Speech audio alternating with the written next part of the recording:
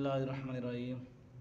एक सवाल आया है कि जो मुतबन्ना होता है यानी मुंह बोला बेटा, तो आया वो किस बाप की जायदाद का वारिस होगा, किसे उसको हिस्सा मिलेगा।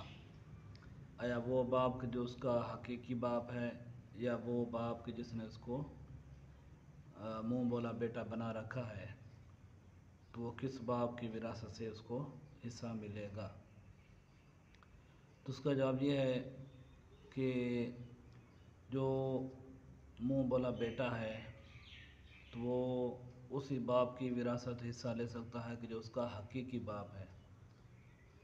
जो मुंह बोला बेटा जिसने बना रखा है उसकी जायदाद का ये बिल्कुल वारिस नहीं है। हाँ, अलबत्ता ये जो आदमी है जिसने मुंह बोला बेटा बना रखा है वो कोई वसीयत कर दे इसके हक़ में, तो फिर तो ठीक है, उसको वो वसीयत वाला हिस्सा मिलेगा।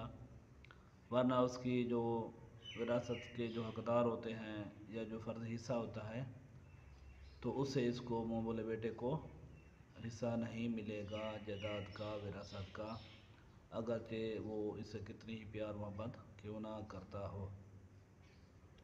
लिहाजा ये जो मुंह बोले बेटा है वो अपने हकीकी बाप की विरासत का हकदार होगा।